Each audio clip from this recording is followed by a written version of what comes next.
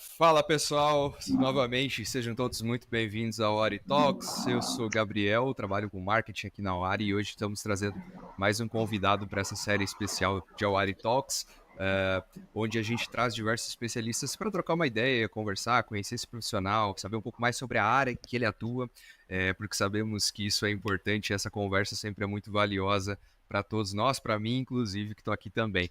Hoje o nosso convidado é o Caio. O Caio ele é head de dados, né, na Terra Magna, que é uma das mais importantes agtechs aí na América Latina. Agtechs são empresas que trabalham com crédito na área de agropecuária. E depois o Caio conta um pouco mais para nós sobre como que funciona. Ele já possui mais de 18 anos aí de experiência no mercado, já atuou em empresas grandes como Nestlé, Amit, Banco Brasil Plural, um monte de empresas. Ele tem uma jornada corporativa já grande, também é cofundador de algumas soluções, de algumas empresas, já atuou no conselho de startups e é nosso mentor da Wari também, ele está aí à disposição como mentor. Ele possui uma vasta experiência em dados, então eu nem vou falar aqui porque tem coisa que eu nem sei, tem coisa que tá aqui no meu roteirinho que eu nem sei o que é, mas a ideia é justamente a gente entender quem é o Caio. Caio, seja muito bem-vindo, cara. Obrigado por ter aceito o convite de estar participando dessa conversa aqui com a gente. Obrigado, Gabriel. Obrigado pela introdução, obrigado pelo convite aqui também participar, poder compartilhar um pouco da minha experiência, quem sabe ajudar algumas pessoas que estão entrando no mercado, outras pessoas também já estão aí numa jornada de dados. Pô, legal.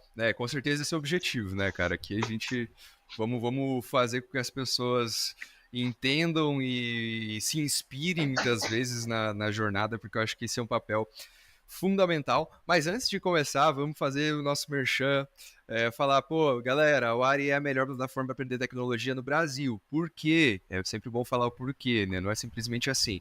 Porque a gente tem trilhas de aprendizado nas áreas de gestão de produtos, nas áreas de programação, áreas de design e na área do Caio também, que é a área de dados.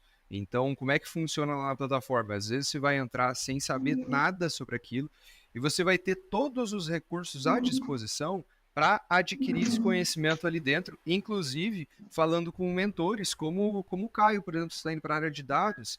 Vou marcar 30 minutos ali com o Caio, você e ele, você vai conversar com ele, seja sobre carreira, seja sobre um projeto que você está desenvolvendo, você vai coletar esses insights e, obviamente, isso é muito importante para o desenvolvimento e é isso que a gente preza aqui dentro, como time Awari, no geral, o nosso propósito é atuar como um facilitador, um acelerador educacional para quem está buscando aí uma transição de carreira, quem está buscando né, ficar melhor na carreira ou uma transição de carreira, então a gente está sempre disponível. Bom, e como um regalo aí para quem está assistindo esse episódio e tiver interesse em participar da UAR, ainda não participa, ainda não está na plataforma, eu fiz isso no último episódio, eu ofereci, era 10% de desconto, eu ofereci 15%. Agora eu não sei se eu ofereço 20%. Vou oferecer 18. Olha, Vamos chegar no meio termo. cabe, cabe. Vamos chegar, ó. Quem está assistindo esse podcast, válido por 24 horas, tá? Não adianta, passou de 24 horas que esse episódio for pro ar, não adianta falar, ó, pessoal, eu tenho o cupom. Não tenho, acabou o cupom. Então vou fazer o seguinte, vou até editar aqui pro pessoal colocar depois.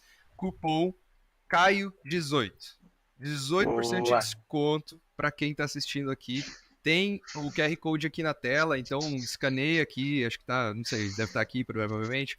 Escaneia esse QR Code, vocês vão ganhar aí 18% de desconto para fazer a assinatura da Wari, mas é 24 horas, tá, pessoal? Não percam. Não percam, exclusivo. Mas legal, cara. Feita essa introdução aqui, eu queria entender, Caio, assim, teu currículo ele é bem extenso, é um cara com muita experiência. Tipo, eu queria saber, eu vi que você começou como desenvolvedor na época que a internet ainda era só mato. Cara, como é que era Pois isso, é. velho?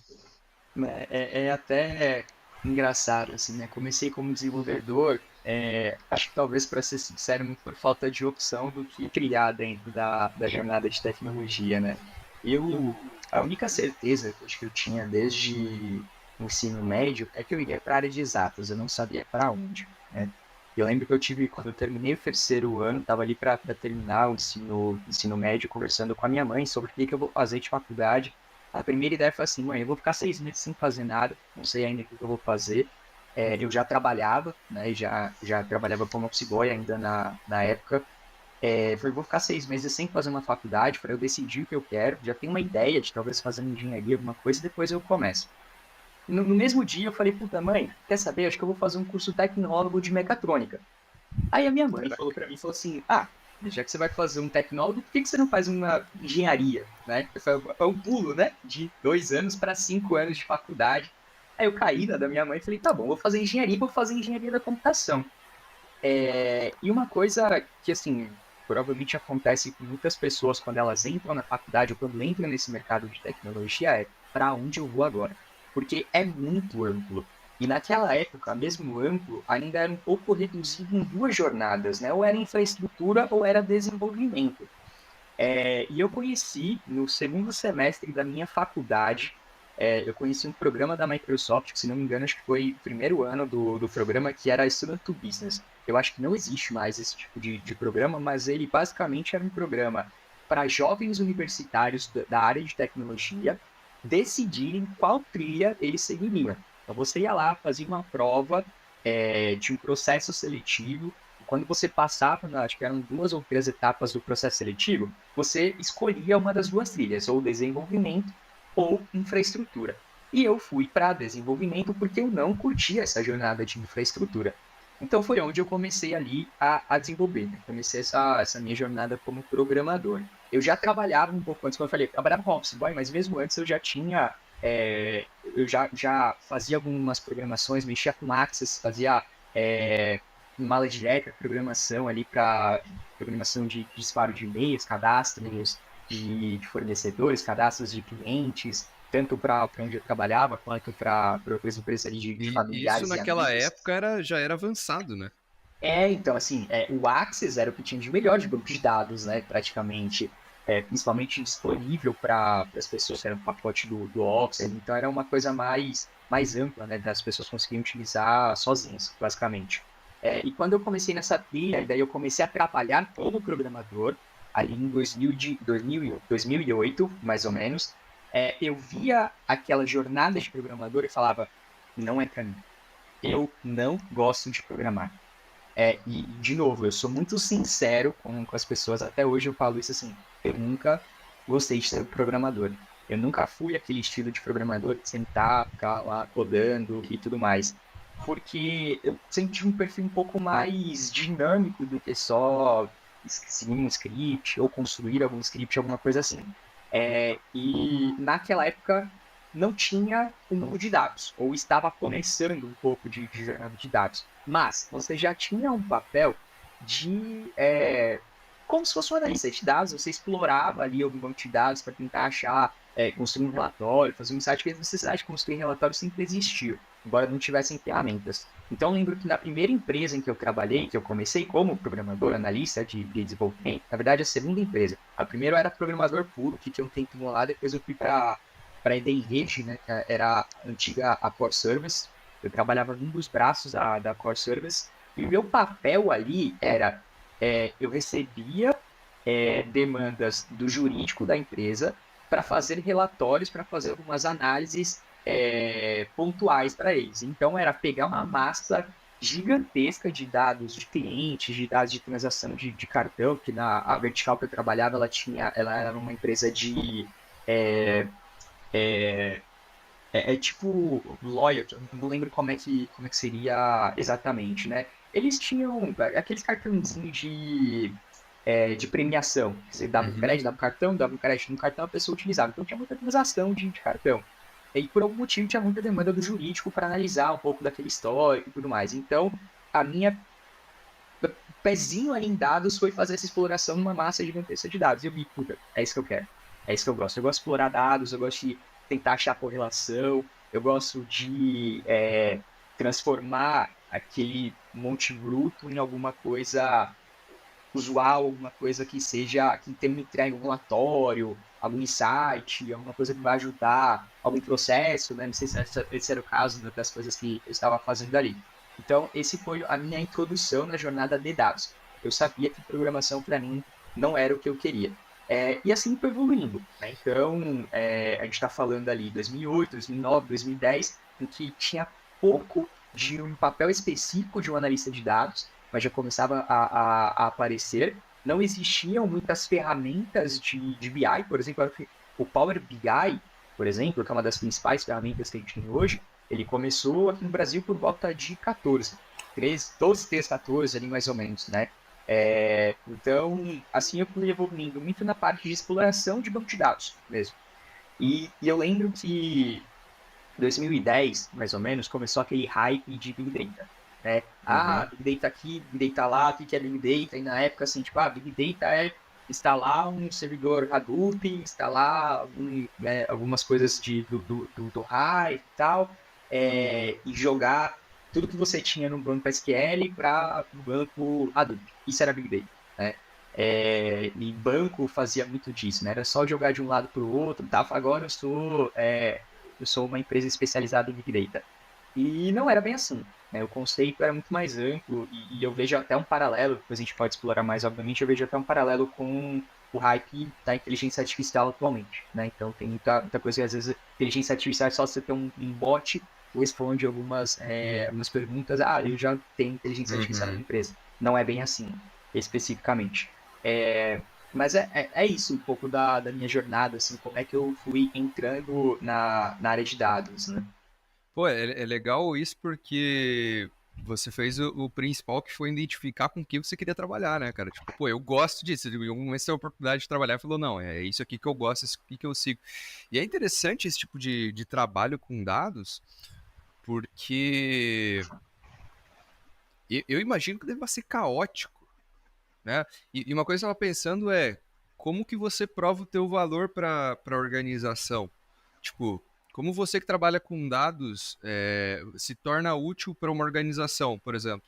Uhum. Como que você vê isso, tipo, hoje? Assim, o cara te contrata, a pessoa, né, te contrata para você lidar com os dados da empresa, mas que retorno a empresa tem com isso hoje? Obviamente que tem muito, né? Mas trazendo para termos mais simplórios, que retorno hoje a empresa tem ao conseguir ter uma pessoa só olhando para os dados da empresa?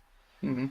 E eu só queria, antes de começar a responder, fazer um paralelo interessante que, na minha época, quando eu comecei, não tinha uma Lari da vida que ajudasse, assim, tivesse um mentor, me ajudasse a escolher uma trilha correta. Então, isso, naquela época, obviamente, impactou, porque eu tive que aprender muita coisa sozinho, tive que decidir muita coisa sozinho. Então, se tivesse uma Lari, seria muito mais Uhum. fácil, né? Graças a Deus, hoje existe. Então, recomendo super para quem tá começando essa trilha.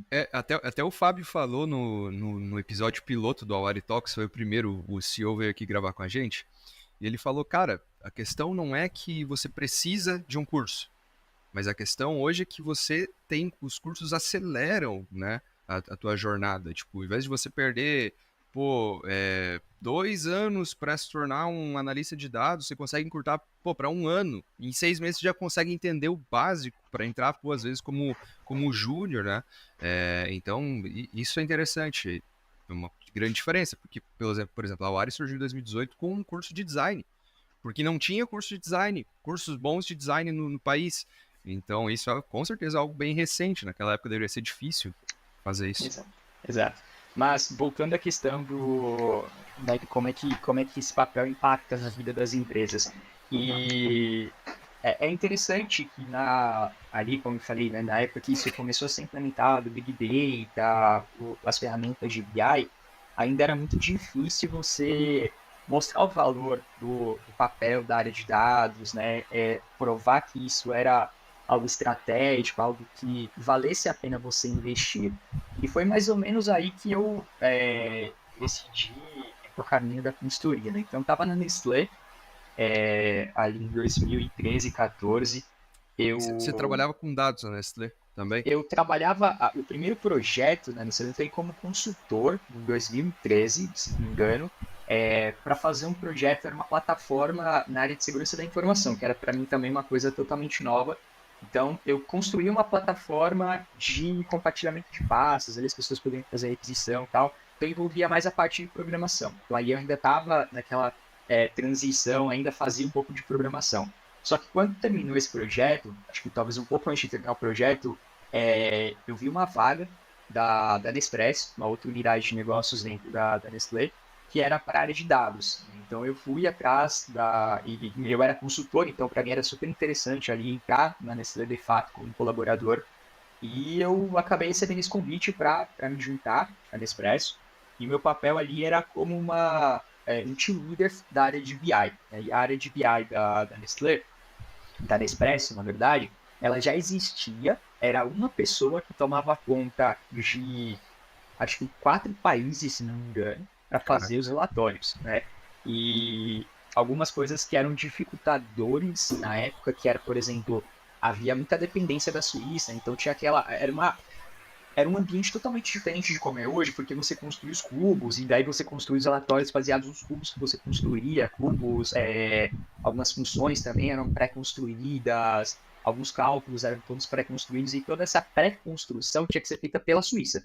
Então você tinha pouca mobilidade para você construir algo no Brasil. Então, obviamente, isso tornava o processo de criação de um relatório, o processo de exploração de dados muito mais moroso, e, consequentemente, as áreas que precisavam desses relatórios, elas acabam assim, pô, caso não me nada, eu tô precisando de um negócio, leva 6 meses para fazer, então por que eu vou pedir, né? Aí caía naquela velha assim, eu vou usar o meu Excel, porque eu faço muito mais rápido. Eu exporto aquilo, jogo pro meu Excel e faço. Então é onde entra um pouco de mostrar o valor da área de dados para as empresas, né? Como é que isso pode ajudar na estratégia, na evolução, nos ganhos para a empresa, né? Então a gente começou com um processo de reorganização, assim, saindo um pouco mais dessa dependência da Suíça, por onde a gente trouxe o Power BI como uma ferramenta auxiliar. A gente usava Cognos na época, que era uma ferramenta um pouco mais travada. A gente trouxe o Power BI, que era um acelerador na parte de desenvolvimento de construção de relatórios. Era algo totalmente novo na época.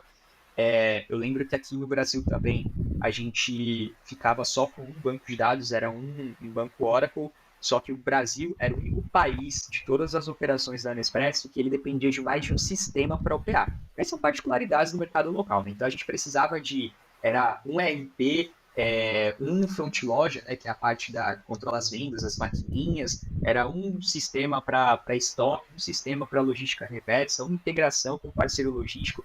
Então tinha muito Imagina a mais bagunça. fonte de dados, então era muito mais bagunçado. E como é que a gente organizava toda essa bagunça? Vamos construir vários processos de ETL e centralizar numa base única, né? Um repositório único de dados, e aí a gente explora esses dados através desse repositório único.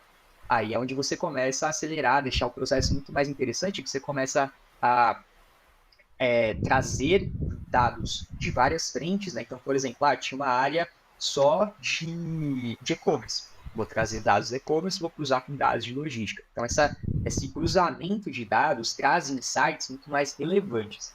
Aí, de novo, onde você fala, pô, dados começa a ser mais interessante, porque ele me traz mais valor, né?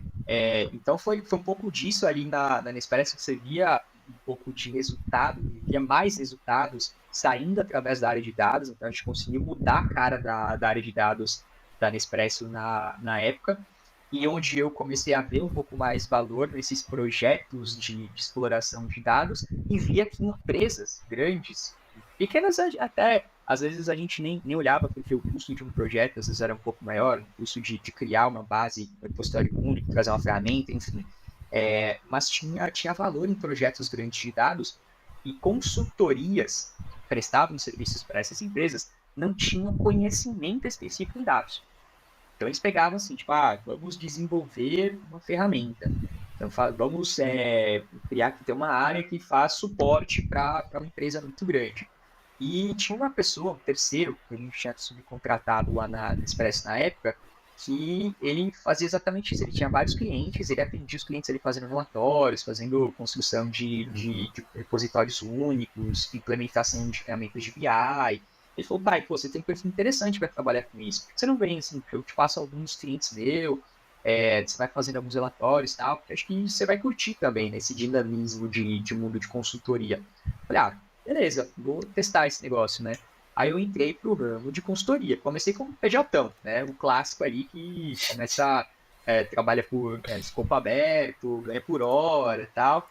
E justamente pelo fato de eu ver que consultorias maiores pegavam projetos grandes e tinha nichos desses projetos, tinha pedaços desses projetos de dados que não sabiam para quem colocar, daí jogava na mão de um dev. Um dev puro não tem um conhecimento, não tem uma preparação para lidar com dados. Não tinha na época, né? Então ainda era uma jornada.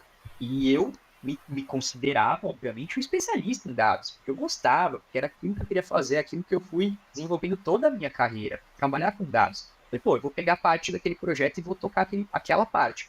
E foi onde eu comecei a, então, pegar, falar com consultorias maiores e falar, ó, você tem um projeto grande no cliente tal, me dá um pedaço desse projeto, né? E comecei a entrar mais no mundo da consultoria, de fato. Saí do PJão, comecei a pegar mais clientes, comecei a pegar mais projetos, comecei a pegar projetos maiores. É, e aí eu comecei a mostrar para as empresas, obviamente não foi, o Caio criou uma revolução, não foi o Caio, né? Acho que foi toda uma evolução de mercado, de ferramentas, de soluções. Cloud ajudou muito nisso, porque diminui muito o valor de implementação de um projeto de dados, repositório único, vamos colocar tudo na nuvem, Como que etc. era feito antes? Era tudo em servidor físico? Era tudo em servidor físico. Então era assim, era um problema muito grande você criar um servidor SQL, por exemplo, né? Você tem que comprar licença, você tem que comprar o servidor, você tem que instalar programa, você tem que Nossa, fazer toda a parte. Ainda tinha aquela tem questão do todo o papel TI por de trás, né? DBA, TI por trás, né? Então era muito custoso, muito moroso. Então, até a própria revolução das clouds ajudou muito na evolução de da importância de dados para as empresas, né, da revolução estratégica ali dos dados para as empresas. E daí a gente começou então a pegar vários projetos, implementar essa cultura de dados, né? E você começa a mostrar então que dados passa a ser um papel muito mais estratégico do que um papel mais auxiliar, um papel mais secundário dentro da área de tecnologia. Hoje eu não preciso nem falar, acho que é claro para todo mundo que todas as empresas elas precisam de dados, elas precisam de uma área de dados, né? Todas elas manipulam muitas informações, precisam organizar esses dados. Então, hoje é muito mais fácil você mostrar o valor de uma área de dados. Antes era muito mais difícil. Só que a gente, ali através dos projetos, a gente começava a mostrar o quanto aquilo poderia ajudar aumento de receita, redução de custos, a conhecer mais os seus clientes, né? Então, quando você pega hoje um manual de cultura de dados, você vai ver como é que a cultura de dados evoluída ajuda na empresa. Então, ajuda a construir produtos melhores, mais centrados aos clientes, a você conhecer melhor os seus clientes. Obviamente, você aumenta o engajamento deles, consequentemente, aumenta a receita, reduz churn e assim por diante. Então, hoje, a importância de dados para as empresas, ela está assim, tá bem clara. E uma coisa que você falou ali entre dev e dados, né? Por que, pelo menos na minha visão, o dev ele está acostumado a codar, a fazer alguma coisa, sair do papel ali, executar um projeto. Mas para você analisar dados, normalmente você tem que entender de negócios, né? Você tem que entender como que um negócio funciona em sua essência, porque senão não adianta. E aí um cara que fica, uma pessoa que fica especialista em negócios e tem o domínio das ferramentas de dados, cara, não importa o negócio que seja, negócios são negócios. Uhum. Seja healthcare, seja né, saúde, finanças, etc., agro, que é o que você está agora, pô, muda o ramo do negócio, mas é um negócio. Então, isso é muito interessante, né, cara? Tipo, porque tu tem que ter e desenvolver cada vez mais um senso de, pô, eu preciso desses insights aqui, porque se mudar isso aqui vai aumentar a receita. Uhum. Com isso aqui vai ter mais margem de lucro. Eu acho isso fantástico, cara. Eu acho que essa é uma vantagem da área de dados, acho que na verdade é uma vantagem para todo profissional. É, assim, pensando uma pessoa que vem da área de business e vai para uma área técnica, uma pessoa que é da área técnica e quer se aprofundar mais na área de business, isso cria um diferencial, assim, muito fora da curva, porque a principal dificuldade de tecnologia se provar, e aí eu estou ampliando, não estou falando mais só sobre dados, estou falando sobre dados e tecnologia, se provar como estratégica, se provar como relevante, é a capacidade das pessoas de conhecer profundamente os negócios e dar as respostas certas. Porque quando você não entende o problema, quando você não entende a dor, quando você acha que entendeu do ponto de vista técnico e cria uma solução, aí você vê que aquela solução não foi bem absorvida, ou realmente talvez não fosse aquela necessidade da área de negócio da empresa, das pessoas de negócio da empresa, aquilo cria uma frustração na pessoa que fez, aquilo cria uma frustração na pessoa que estava esperando. Então, assim, é muito, como é que eu posso dizer? É muito ruim para todos os lados quando a pessoa técnica não entende de negócios. Então, ter uma pessoa técnica que conheça profundamente os negócios é muito importante. Então, as pessoas que estão na área técnica, elas precisam se envolver mais no negócio, elas precisam ser mais estratégicas. E essa é uma, como eu falei, né? Essa é uma das vantagem da área de dados. Ela tem essa proximidade natural, ela precisa estar próxima do negócio. Então, quanto mais próxima do negócio ela está, mais ela entende, melhores soluções ela cria. E eu posso dizer isso, eu costumo dizer para as pessoas que trabalham comigo hoje, que é uma vantagem o formato em que a gente está inserida, né? Em que a gente está inserido aqui na Terra Magna, por exemplo. Por muito tempo, a área de dados ela foi um braço, uma vertical, dentro da área de tecnologia. Hoje, na Terra Magna, por exemplo, eu sou da área de operações, eu não sou da área de tecnologia.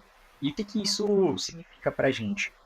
Eu tenho mais acesso ao negócio, eu tenho mais, assim, mais contexto sobre o negócio, e daí, consequentemente, os nossos resultados, as nossas criações, as nossas entregas, elas são mais alinhadas às expectativas, né? E hoje, a tecnologia dentro da Terra Magna está cada vez mais dentro do negócio também, né? Está cada vez mais próxima do business e, consequentemente, também estão entregando melhores soluções. Agora, quando dados, por exemplo, é uma área atrás das fileiras de tecnologia, você fica muito mais distante dos problemas reais do dia a dia, as soluções não vão ser dadas, simplesmente. Assim, tipo, não tem.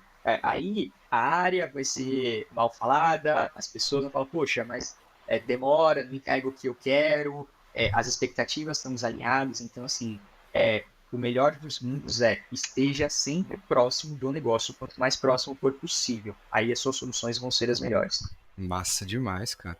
É uma boa visão. E deve ser difícil, tipo, para você, assim, que saiu dessa área de simplesmente de não analisar o negócio, que é a parte do desenvolvimento, foi difícil para você chegar a ter esse senso que você tem hoje de negócio, de business, tipo, porque imagino que tem uma construção, imagino que, por exemplo, o Caio de 3 anos atrás, que não faz muito, ainda era muito mais inexperiente do que o de agora, né? Então, como é que funciona essa construção desse conhecimento de negócio? Eu acho que o que mudou bastante, principalmente assim, olhando para mim, particularmente, né, é a parte da comunicação. Então, quando a gente assim, vem dessa área de tecnologia, é mais difícil a gente falar com a área de negócios. Então, eu lembro até da própria, né, volto no caso da Nestlé, que para mim acho que talvez foi transformador na minha carreira, onde eu estava saindo de um papel técnico para um papel um pouco mais até de liderança, liderando uma área de dados. E eu lembro que o meu líder, na época, né, meu gestor, falou, Caio, você tem que melhorar a sua comunicação, você tem que aparecer mais para as pessoas do negócio, para começar a virar chave, você tem que aparecer mais para as pessoas do negócio. Você tem que se comunicar mais, se comunicar melhor, você tem que ir atrás delas. Você tem que, às vezes você está fazendo uma tarefa, você tem que ir reportando para elas a evolução diária daquela tarefa, até para vocês irem alinhando as expectativas, né? Não deixa para falar com ela só quando ela te procurar, porque daí ela vai te procurar te cobrando, ou quando você terminar alguma coisa, vai chegar, ó, tá aqui o que eu fiz para você. Poxa, peraí, não é isso que eu pedi. E de novo eu volto na questão do desalinhamento, né? Desconexão entre o business e o técnico. Então, para mim, o que virou a chave foi a parte da comunicação. Então, e eu era uma pessoa muito tímida, né? Sempre fui uma pessoa muito tímida. Então, quando eu comecei a me provocar, mas falar, puxa, eu preciso aparecer mais para as pessoas, eu preciso falar mais com as pessoas, eu preciso mostrar para elas quem é o Caio, o que a área de dados faz, quem é a área de dados, né? E aí eu vou conhecendo, vou recebendo mais instruções sobre o negócio, vou me aprofundando mais sobre o negócio.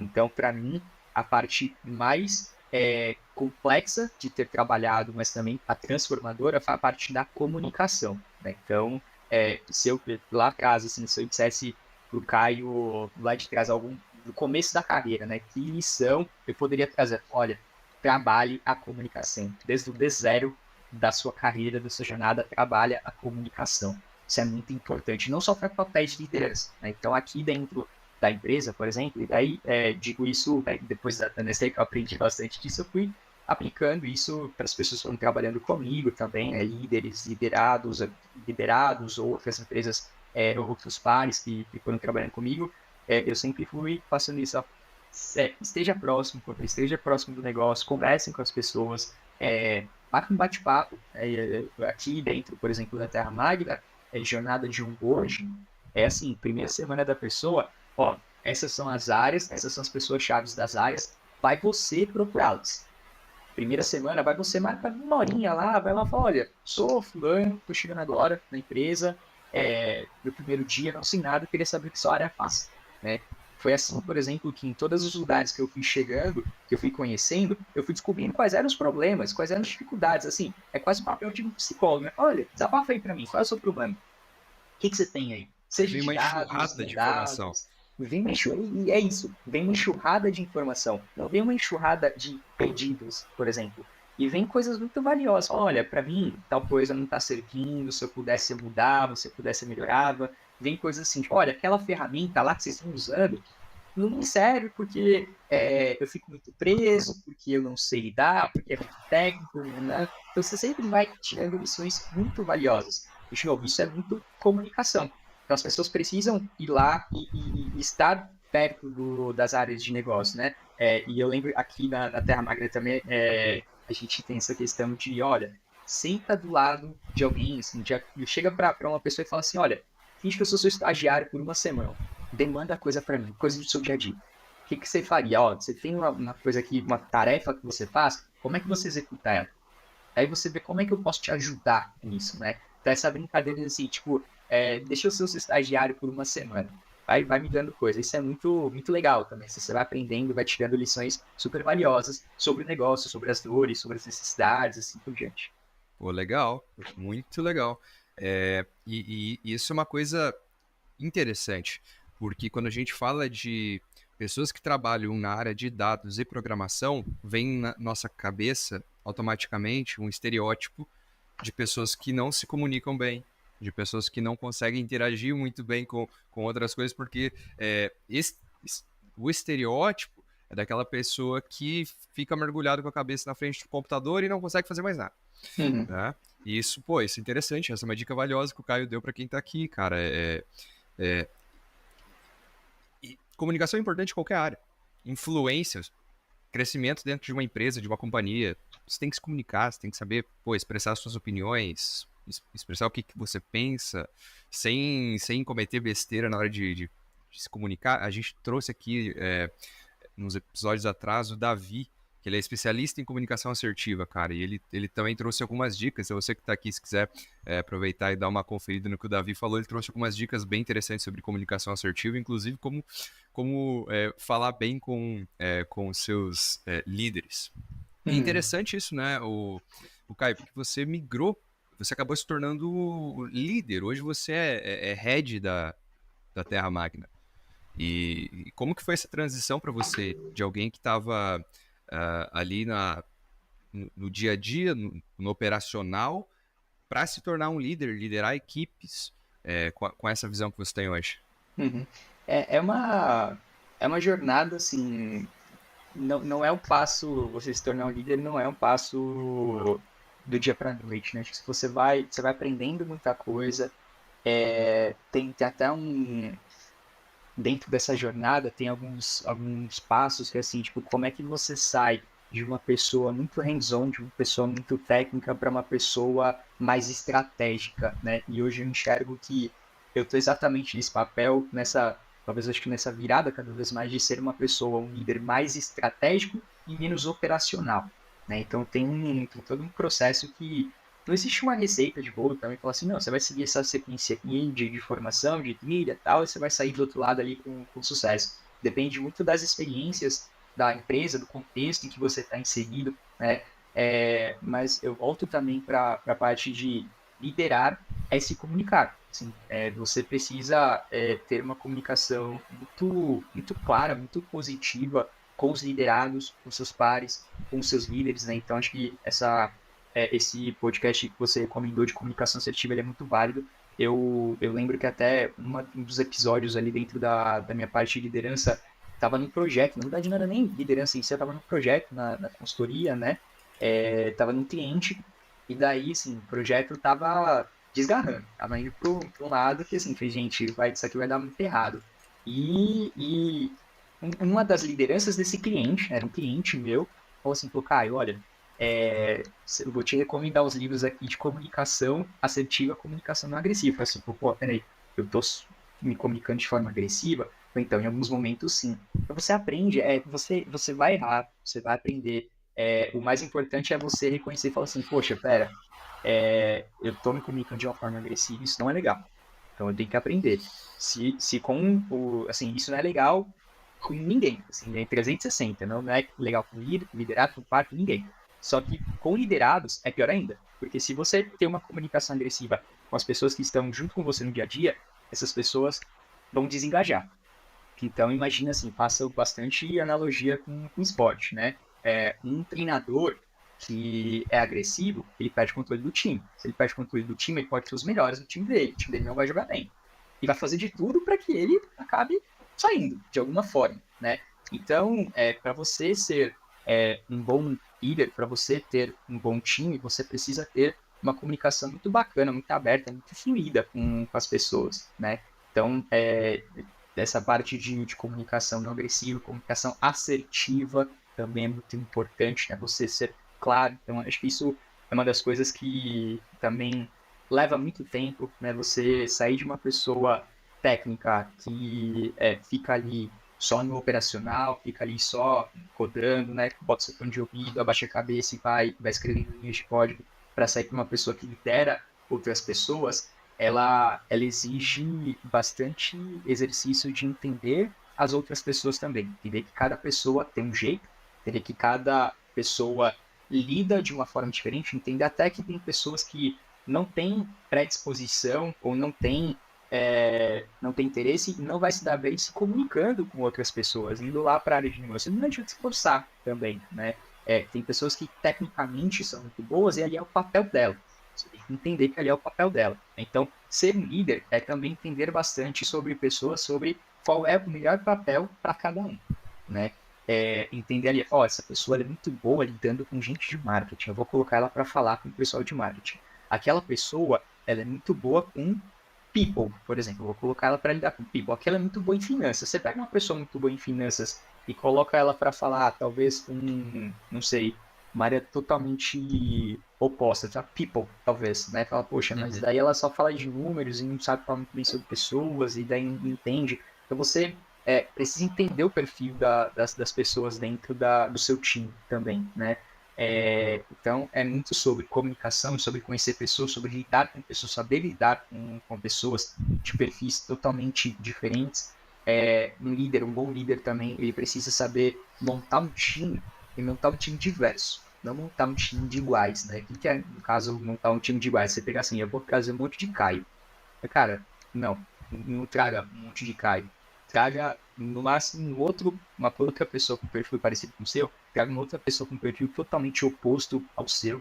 Isso ajuda a equilibrar o time e a fazer com que as pessoas também se provoquem a mudar. Às vezes tem uma pessoa que tá indo muito, muito bem, tá assim, ela se comunica muito bem, então ela desponta muito na área de negócios e tal. Aí tem uma pessoa mais retraída e fala, pô, vou me espelhar naquela pessoa ali. Aquela pessoa tá se destacando, então eu vou ser um pouco mais como ela. Então você ter perfis diferentes no time, você faz com que as pessoas de alguma forma elas vão se equilibrando, né? Então, um bom líder também, ele tem que saber montar um time, montar um time diverso, um time de pessoas opostas e saber lidar com esse tipo de perfil. Pessoas que discordem, né, cara? Eu fui aprender, eu demorei para aprender isso, porque quando a gente, principalmente, eu tô morando em outra cidade que não é minha cidade natal, e eu tive que sair da minha cidade natal, por exemplo, para conseguir lidar com mais diversidade. Eu não sabia como isso era importante até eu sair de uma bolha que eu estava inserido e começar a conhecer pessoas que pensam diferente de ti, que discordam de você. Porque é difícil hoje, né? A pessoa chega e discorda das tuas ideias, seja ela nos negócios, ou seja ela na vida pessoal, no cotidiano. Mas principalmente quando é voltado a negócios, eu acho que a construção, quando as pessoas discordam de você, pensam diferente, discordam, falando, não é discordo, não, não concordo e ponto. É a pessoa que discorda porque ela tem outro ponto de vista. Eu acho que isso constrói, inclusive, um profissional mais generalista, um profissional que ao analisar uma solução, ele não analisa sobre só um ponto de vista, mas ele consegue colocar, cara, 10 pontos de vista no mesmo problema. E aí a chance dessa solução ter uma discordância de opinião já é menor, porque a experiência desse profissional já previu situações diversas, né? Eu acho isso muito interessante, cara. Pô, liderança é uma coisa difícil. Vocês falam de comunicação assertiva é difícil, exige energia do líder, né, cara? Porque é muito mais fácil você chegar, por exemplo, e falar: pessoal, isso aqui não tá bom. É muito fácil. Isso aqui não tá bom. Você não gasta energia, você bate o olho e fala: não, isso aqui não tá bom. Mas por que não tá bom? O que tem ali que, né? Como que você vai ajudar o teu time a melhorar? E aí entra a visão estratégica que você falou, que é uma coisa que se desenvolve ao longo do tempo. Pô, como que você sabe aonde você tem que chegar, sabe onde o teu time tem que chegar. Só que como você faz com que o time chegue lá dando um feedback assertivo? Porque o teu feedback assertivo que você dá hoje, o teu time não vai cometer o mesmo erro amanhã. Então, como você dá esse feedback, você pode olhar para o negócio e falar, nossa, tem 120 coisas aqui que não estão corretas. Mas, estrategicamente, que ponto que eu vou melhorar agora e que ponto que eu vou melhorar amanhã, na próxima vez, para a gente se encaminhar lá para o fim do ano e atingir os objetivos. É difícil, cara, exige muito treino, né, cara?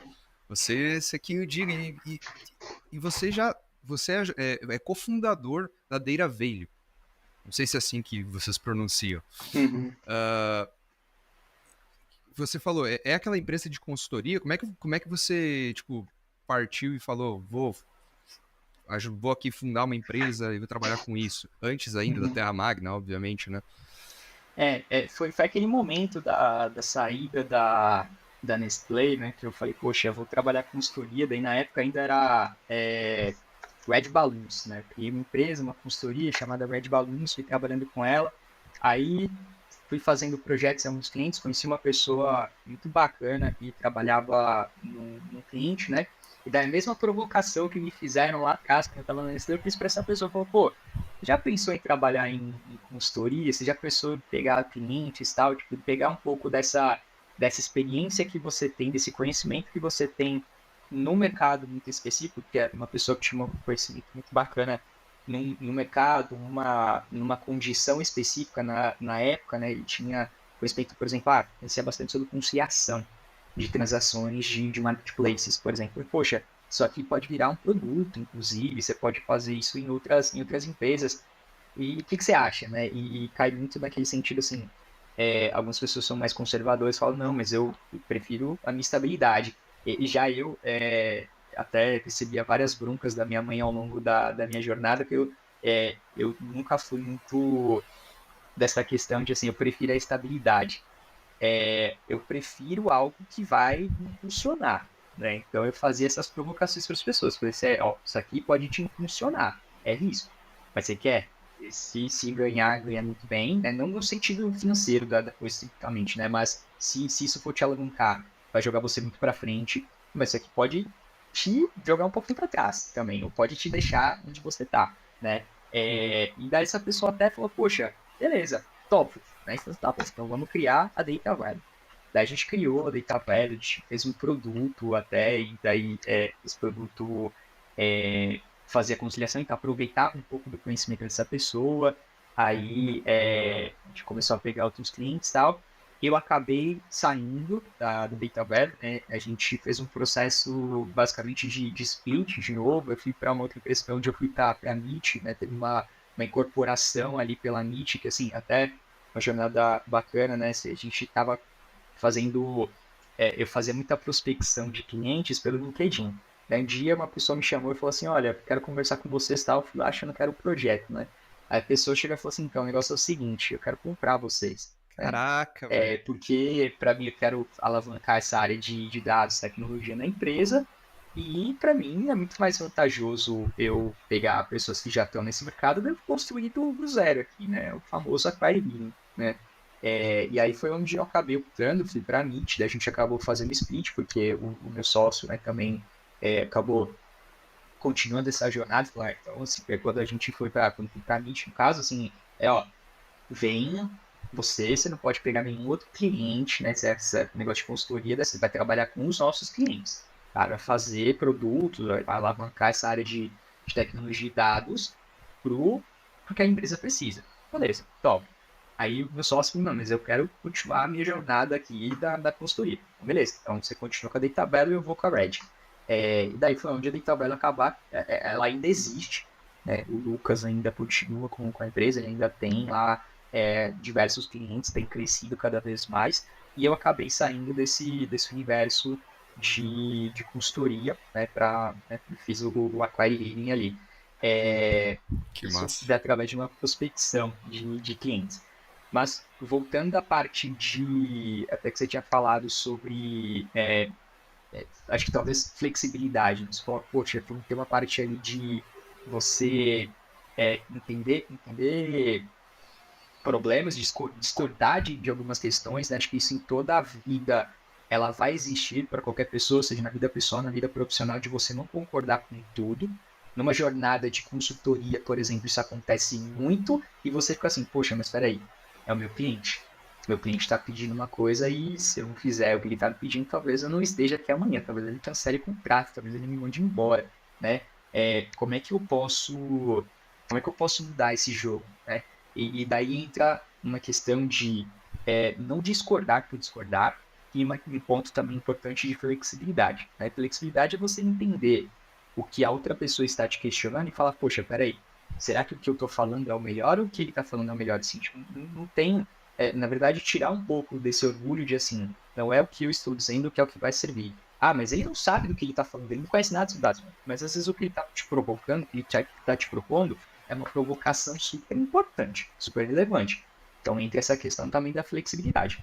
Você entender, você tirar um pouco desse orgulho, seja você líder, liderado, seja você de novo par, né? A gente observando tudo nesse 360, falar, poxa, peraí, eu não concordo com alguma coisa, só que para eu não concordar, eu tenho que propor uma solução diferente. Né? E eu resgato até um caso em que eu tinha um time, né, meu time, a gente acabava discordando um pouco sobre o caminho, o direcionamento da empresa, no caso, né, as coisas que a gente estava construindo, da forma como a gente estava construindo. Então a gente discordava bastante de algumas coisas, não tanto em nós, né? A gente discordava um pouco dos rumos da própria empresa. E daí, uma reunião com o senhor, me chamou depois da reunião e falou assim: Caio, poxa, seu time tá virando um muro das lamentações. Vocês vão lá, vocês reclamam, mas eu nunca vi alguém falar assim: isso aí não tinha vez de fazer A, fazer B. Eu falei, poxa, pera. Então, tá, assim, você tem, onde você fala, poxa, você tem razão. Você tem muita razão. E como é que eu faço isso? Como é que eu mudo esse ponto na cabeça das pessoas do time, né? E uma das primeiras coisas elas precisam estar confortáveis também para discordar. Você não pode bloquear isso das pessoas. Você não discorde, não debata. Se você não concorda, finge que tá tudo bem e segue o jogo, porque a gente está pedindo para você fazer essa coisa. Você não pode bloquear as pessoas. Tá? Poxa, beleza, é um perfil que você discorda um pouco mais e tal. Só que, e se você discordar e também trouxer uma alternativa? Você vai ganhar duas vezes. Porque você está discordando, então você está se posicionando, o que é importantíssimo, e você está trazendo outro ponto de vista. uma outra solução, uma outra alternativa. Isso é melhor do que você só discordar. Isso é 2 vezes melhor do que você ficar quieto. Então, isso é muito importante também quando você está criando um time, de trazer essa liberdade para as pessoas. E você criar essa cultura dentro da empresa que você está também. Então, nessa empresa que eu estava, já tem tempo até, né? Quando o CEO chegou e falou assim, seu time está virando o muro das lamentações, eu quero que vocês se provoquem. Eu quero que vocês discordem, mas eu quero que vocês tragam soluções. Opa, então peraí, então eu tenho aval da diretoria da empresa para continuar questionando e para propor soluções. Vamos fazer isso, né? Criar isso dentro da cultura do time, dentro da cultura da empresa. Então isso é muito importante. E daí também quando você sai de uma pessoa mais operacional para uma pessoa mais estratégica, você consegue criar essa cultura dentro da empresa. Né? Então uma das questões, quando você vira estratégico, você começa a falar assim, olha, eu quero ter opinião sobre isso.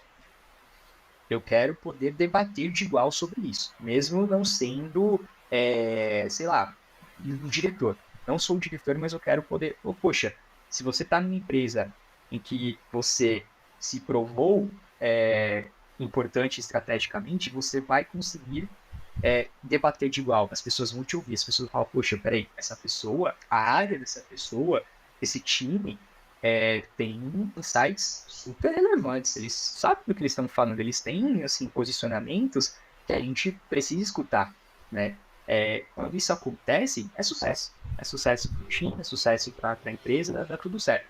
Então é aí onde dados também começa a ser assim, tipo, um pouco do tirador de pedido, né? Que isso é um problema em toda a área de tecnologia. Falou assim, eu tenho uma preocupação grande de tecnologia, né? Falou assim, poxa, mas eu só faço o que me pedem.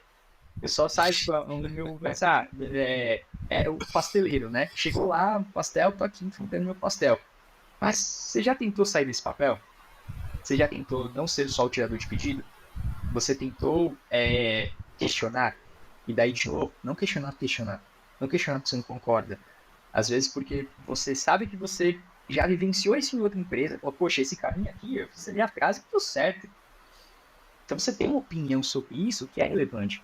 Você sai do tirador de pedido e vai para o estratégico. Você sai do operacional e vai para o estratégico automaticamente. Foda, cara.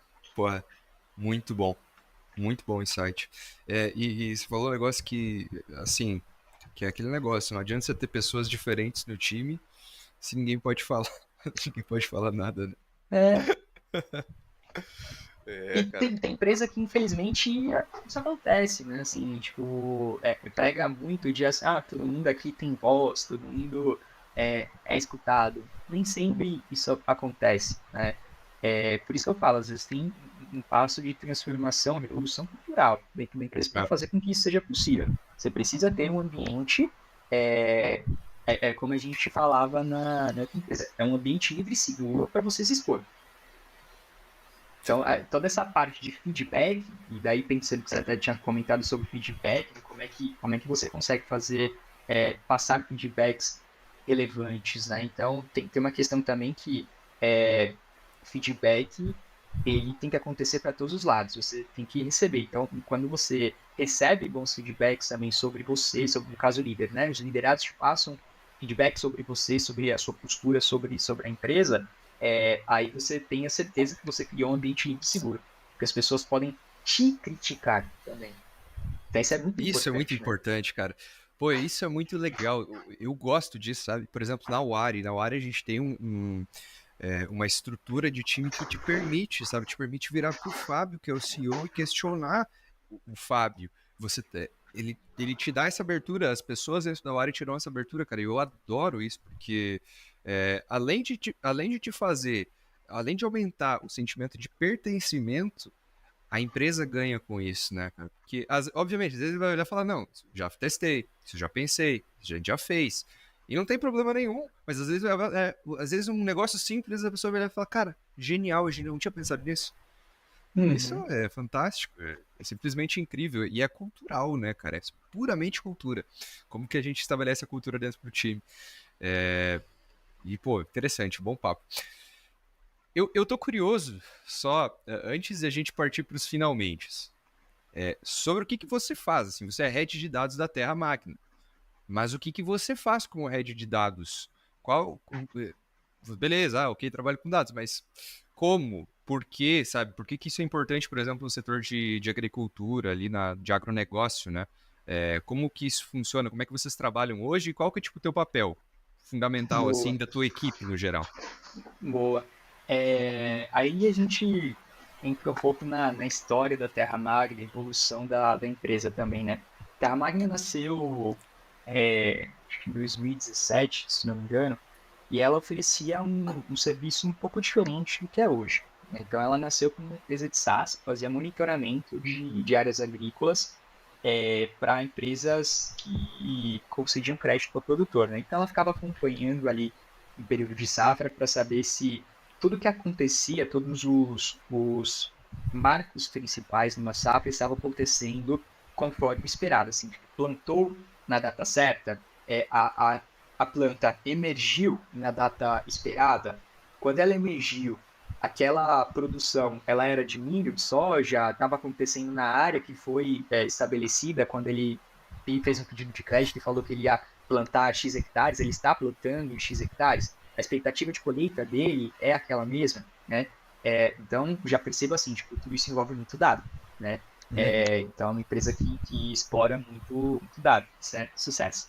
Mas esse produto da Terra Magna, ele ainda existe, só que a empresa, a partir de 2019, 2020, ela mudou um pouco para a vertical de fintech, que hoje é dos nossos principais braços, né? Junto com o SaaS, então a gente tem, são duas áreas de negócios na Terra Magna, né? O SaaS continua fazendo isso, produz relatórios, a gente produzir acompanhamento, e também a parte do crédito.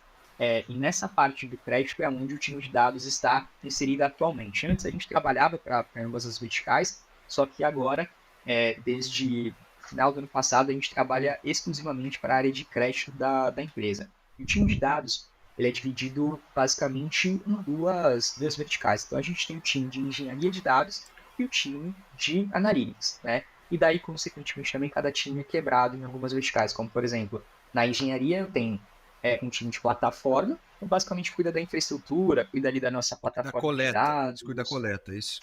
Não tanto da coleta, vai cuidar mais acho que do arcabouço que faz, que possibilita a coleta, Tá. armazenamento, processamento e etc. E eu tenho um time de engenharia de dados puro, que é o time responsável pela coleta do dado, né? Então, coleta, processa e armazena.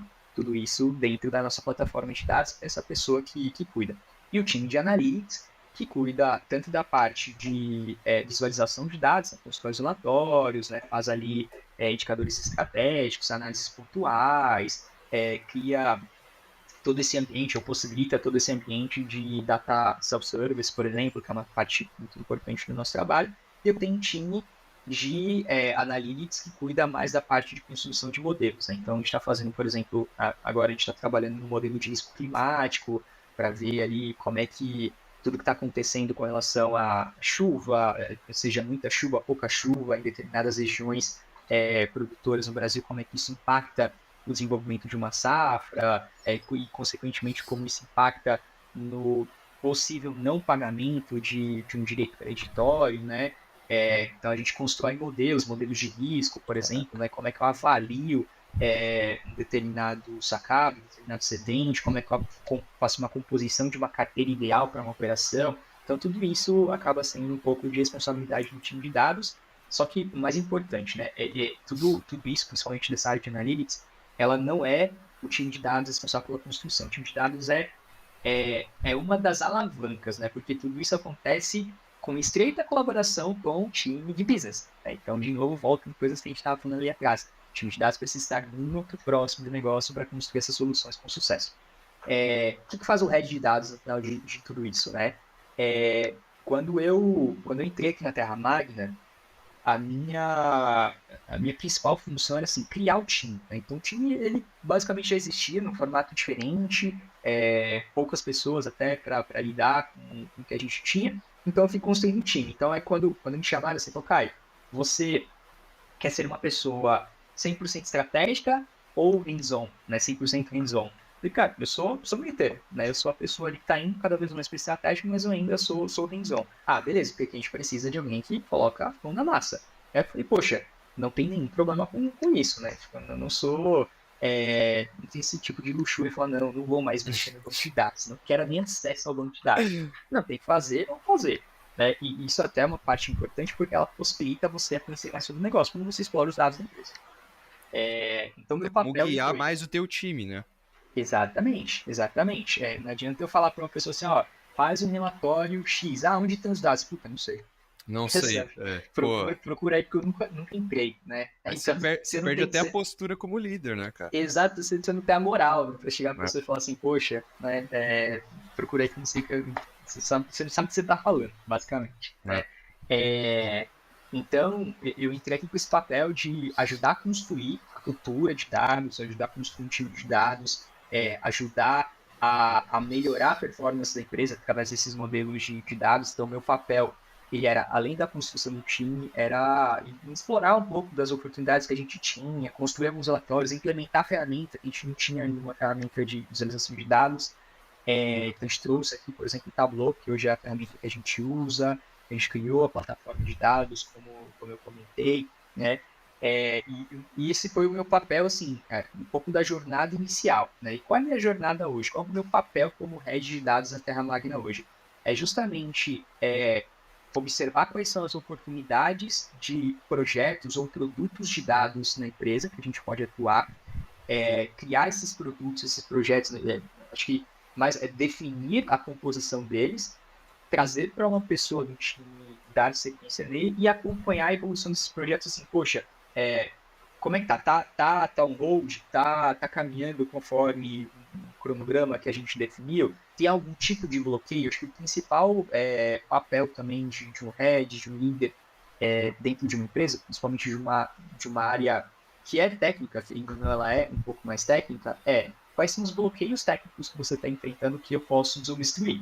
Porque o meu papel como líder é abrir a frente para vocês sem bloqueio. O seu papel não vai ser, assim, seu papel não é resolver problemas. O meu papel é resolver os problemas para que você possa continuar seguindo, né? Então, acho que essa é um pouco assim, o que o Caio faz hoje na Terra Magna. O Caio resolve muitos problemas, o Caio conversa com muitas pessoas para entender quais são as oportunidades, o Caio acompanha os projetos para saber se a gente está evoluindo bem, se a gente está evoluindo como esperado, né? Aí tem muita conversa de alinhamento com o time também para saber como é que as coisas vão se encaixando, né? Então, acho que uma parte muito importante do papel do líder e meu papel como head aqui é de ampliar o contexto para todo o time, né? Então, assim, tirar silos de comunicação, né? Então, quando a gente está fazendo um projeto de analytics, por exemplo, eu não posso deixar a evolução daquele projeto de analytics estritamente com o time de analytics. Eu preciso fazer com que o time de engenharia saiba o que está acontecendo em analytics, para que se tenha algum bloqueio que engenharia possa resolver, ou tem algum projeto de engenharia que vai ser impactado por analytics ou vice-versa, as pessoas têm clareza do que está acontecendo.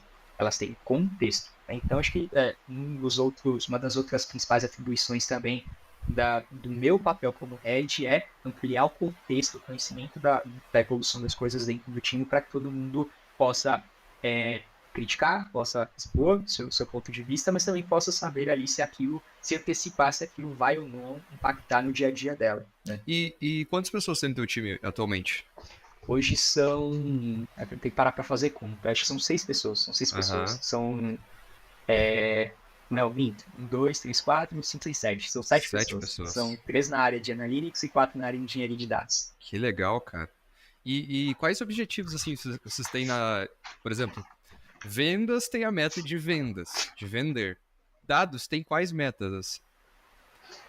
Olha, no final das contas, dados tem que ser responsável por todas as metas da empresa, né? Se a meta da empresa é chegar a um X de vendas no ano, Como é, vamos chegar? como a gente vai ajudar a fazer aquilo, né? Então, assim, é sempre os objetivos da empresa têm que ser desdobrados para as áreas ali, né? Especificamente, time de dados, eu brinco assim, tipo, qual é a minha meta no time, né? Qual é a meta que eu coloquei no time para esse ano de 24, por exemplo? É puramente técnica, nossa, exclusiva e tal. Eu quero que a gente consiga chegar, daí eu falo, eu quero que, assim, tipo, uma coisa, é mais o Caio, né? É particular, aí eu gostaria muito que a gente chegasse até o final de 2024 com pelo menos 1 TB de dados armazenados. Caraca. Ah, Caio, mas por que você quer 1 TB de dados? É um número X que você tirou da cabeça? É que é até engraçado quando você fala assim, às vezes você está conversando com uma empresa e fala, poxa, eu faço muita manipulação de dados. Ah, tá, mas quantos teras de dados você tem armazenados? Aí você ainda não tem nem tera ainda. Né? Você já dá assim, poxa, mas então você não manipula muitos dados, porque eu manipulo muito. A gente transaciona de dados na empresa. Se você pegar ano passado, em 2023, a gente transacionou mais de 50 teras de dados. Mas, cara, Nossa. eu movimentei muita informação. E daí, movimentar muita informação é diferente de quanto eu tenho armazenado. Então, você fala, quanto você tem armazenado? Ah, eu tenho X gigas. Ah, poxa, é pouco. Então, é isso, né? E por que por que o pouco é ruim, por que o muito é bom, né? Acho que não é nem por que o pouco é ruim, por que o muito é bom. É porque você, com bastante dados, você consegue fazer muito mais coisas do que você tem feito hoje. Então, criar modelos, por exemplo, né? Você vai criar modelo pensando para valer. Você vai criar modelo Modelo que se fala é modelo tipo de Large Language Model ou...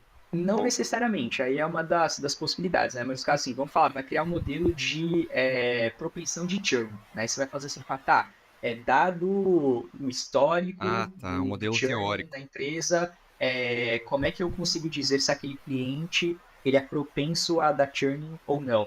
Você não faz isso com poucos dados, você não faz isso com pouco histórico, é impossível você fazer. O máximo que você pode fazer é assim, tipo, tá, beleza, então eu vou fazer de acordo com dados públicos de pares, né? Vou trazer lá e falar, no mercado, essa é a situação que eu consigo observar e é isso que eu consigo predizer. Só que se você não tem muitos dados na sua empresa, você não consegue fazer um modelo de churn para a sua empresa.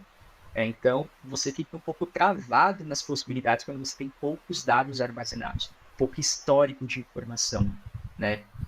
E no caso de agro, por exemplo, as safras elas são longas. Então, quando você pensa em cohortes, né, se a gente está operando o crédito desde 2020, eu tenho a safra 2021, 22, 23, 23, 24. Eu só tenho 3 safras, é histórico de 3 safras. Isso é muito? Quantas quebras de safra eu passei em todo esse período, né? Quantos problemas, sei lá, quantas guerras, um negócio, um Uhum. evento muito catastrófico, mas é uma coisa que impacta no mercado. É. Quantas delas eu passei? Então, eu tenho poucas cohortes, eu tenho poucos períodos de análise para pensar, não, né? Para predizer alguma coisa, né? Para me antecipar a um evento. Né? É Então, como um ter muitos físico, dados. é como um físico querendo montar uma equação sem conseguir observar os eventos da natureza. Exatamente, exatamente. Então, assim, tipo, ter mais dados nos possibilita fazer mais coisas. Né? Então, por isso que eu tenho esse objetivo dentro da empresa, esse marco, assim, então nós precisamos chegar a 1 TB. Né? Fora outros benefícios que a gente enxerga aqui para a gente na própria análise de crédito. Né? Tem várias coisas que derivam desse marco de 1 TB. Mas assim, trabalhar com dados não tem nada a ver diretamente com trabalhar com inteligência artificial, né? Não, não, não. Aí é um pouco da questão dos passos de maturidade de uma empresa, né? É que você tem que fazer primeiro o descritivo, daí depois você vai para o preditivo, depois você vai para o prescritivo.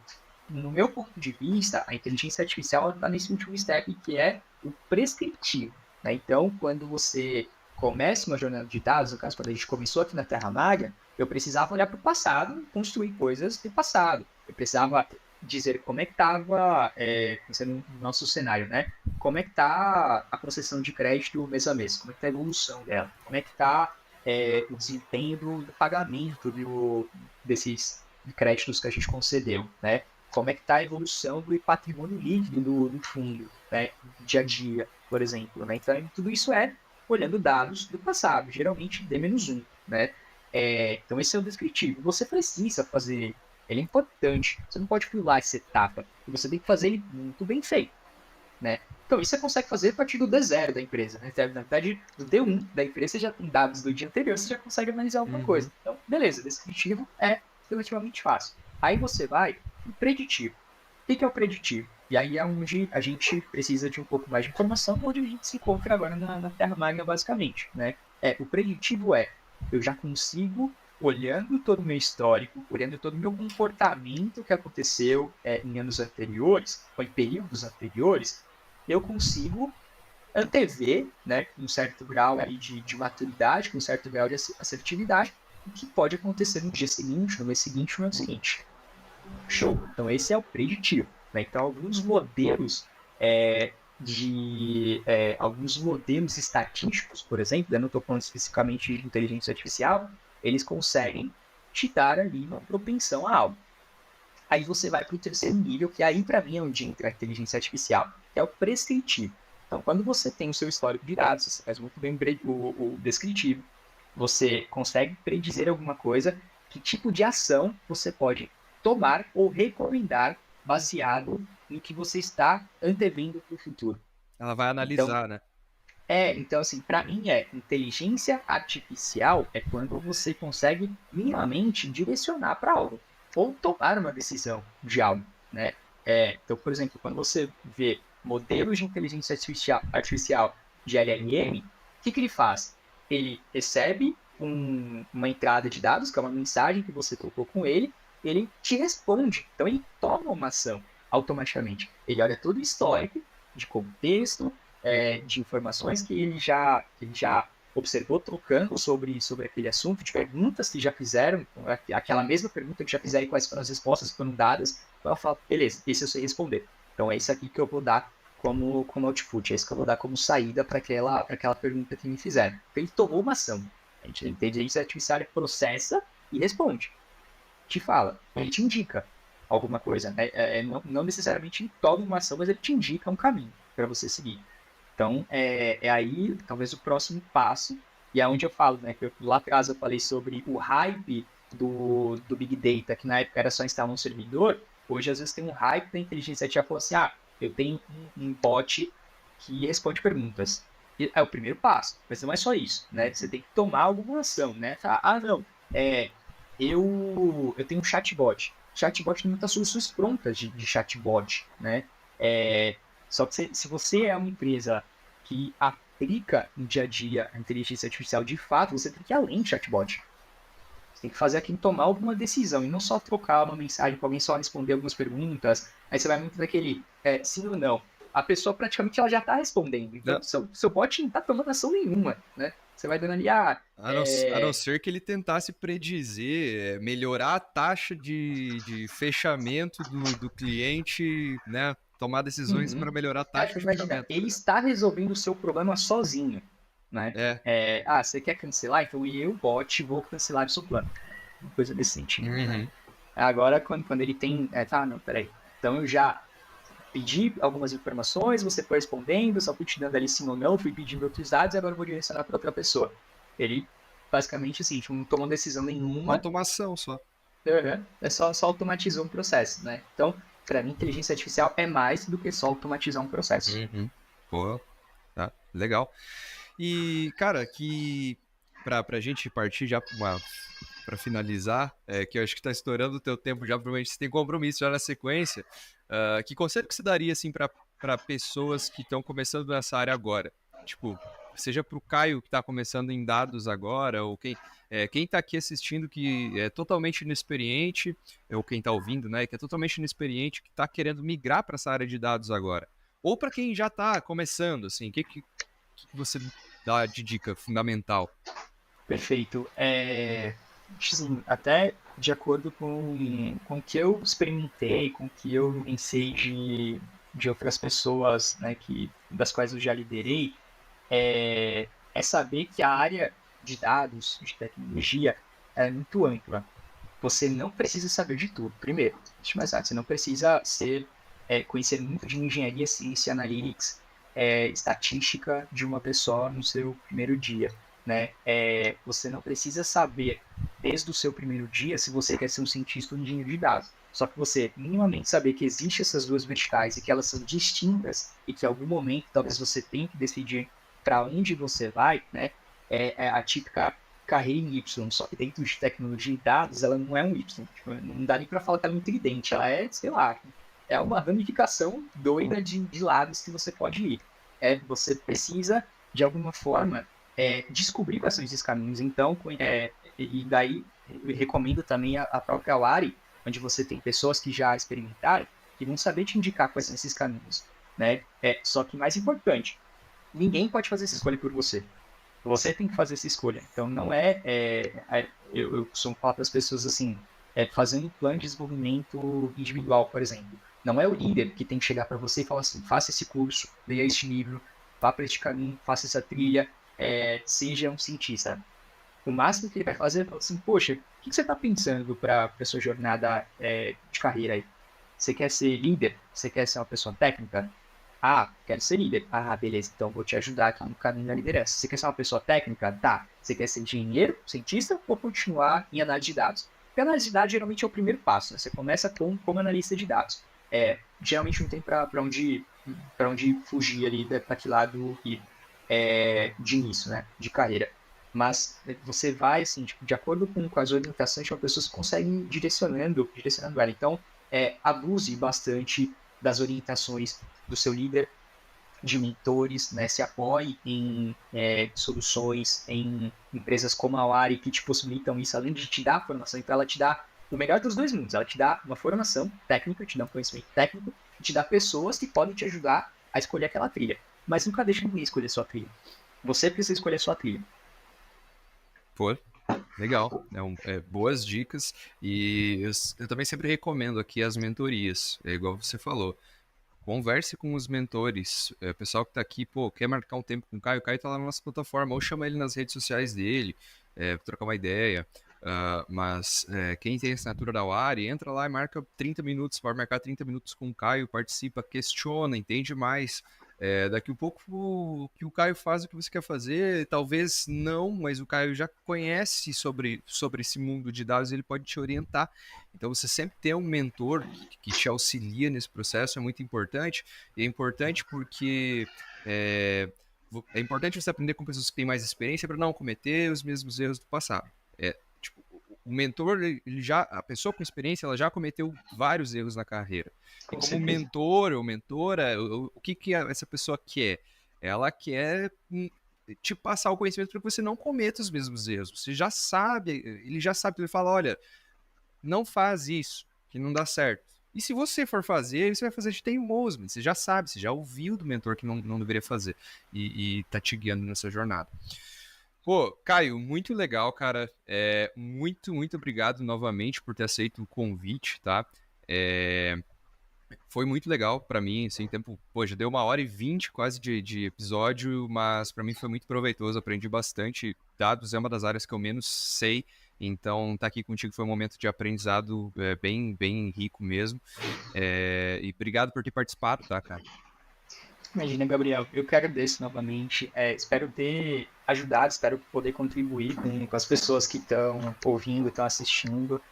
Me coloco à disposição, como você falou, estou nas plataformas, estou na plataforma da Wari, pode me encontrar LinkedIn, qualquer rede social que me encontre, pode me chamar. Eu sou apaixonado por dados, eu vou, assim, com o maior prazer conversar, e mais importante, assim, eu vou trocar ideias, né? Acho que não é, como eu falei até, de deixar as pessoas escolherem o seu caminho, eu não vou dizer, olha, vai pra cá, vai pra lá. Acho que é mais assim, a gente trocando ideias, trocando experiências, então eu tô super à disposição, né? E, de novo, assim, agradeço muito o convite da Lari me trazer aqui essa possibilidade de compartilhar um pouco do que eu já vivi, do que eu já experimentei, do que eu já errei, do que eu já acertei, né? Sou muito grato assim, a todas as experiências que eu tive, né? Então, acho que até tem algumas perguntas que fazem, tem alguma coisa no passado que você faria diferente? Porque se eu fizesse alguma coisa diferente no passado, talvez eu não estivesse aqui onde eu estou hoje, né? É, Então, eu não faria, talvez, nada muito radicalmente diferente do que eu fiz até hoje. Mas é importante, assim, poder compartilhar com as pessoas os nossos erros, os nossos acertos, para que a pessoa ali consiga discernir também se para ela aquilo é bom, aquilo é ruim, aquilo ajuda, é, aquilo atrapalha, ou até falar assim, poxa, se ele já fez, né, como você falou, se ele já fez e deu errado, não vou testar, né? Agora, se eu testar, ele falou que deu errado e der errado, eu não vou questionar porque me avisaram, né, que não ia dar certo. Mas é legal contar com pessoas experientes, então espero ter ajudado aqui quem tá assistindo e ouvindo. Pô, muito legal, com certeza ajudou muito. Novamente, muito obrigado. Pessoal, a gente vai deixar o LinkedIn e o Instagram do Caio aqui na descrição. Mas LinkedIn, para quem está ouvindo e quer pegar já, Pesquisa lá Caio Jesus ou, né, linkedin.com/win do LinkedIn /Caio-Jesus, Caio-Jesus, vocês já vão cair lá. E no Instagram também, o Caio tá lá, @CaioVJesus, para quem quiser seguir o Caio nas redes sociais. Bom, pessoal, infelizmente esse episódio chegou ao fim, tá? Esse e outros episódios do Awari Talks estão disponíveis nas principais plataformas de streaming, então vocês vão acessar aí tanto no YouTube em vídeo, no Spotify, Deezer, Amazon, Google Podcast. Então a gente está meio que em todas as plataformas de streaming. E também eu queria saber o que vocês acharam desse episódio, é muito importante para a gente ter esses dados, né, Caio, para conseguir analisar se as pessoas estão de fato gostando, se gostaram do conteúdo, se tem alguma pergunta para sugerir, quer que a gente traga o Caio de novo para falar sobre outro tópico específico, comenta. Manda pra gente, comenta aqui nos comentários ou chama a gente lá no @waribrasil no Instagram e a gente troca essa ideia e consegue coletar algumas informações sobre o que vocês que estão usufruindo disso, o que vocês querem ver e ouvir. No Awari Brasil também, né, @Awari Brasil no Instagram, a gente também tem todas as informações sobre os próximos episódios, agenda da semana, tem toda semana lá a agenda de quem tá vindo participar, então, quem que vem tal dia, qual horário, e a gente sempre tenta manter um padrão de trazer pelo menos um especialista por semana para a gente conversar. Pessoal, era isso. Muito obrigado pela participação de todo mundo que ficou até aqui agora ouvindo o nosso papo, de quem aprendeu com a gente agradece muito pela participação de todos. Um abraço e até a próxima. Valeu! Obrigado, tchau, tchau.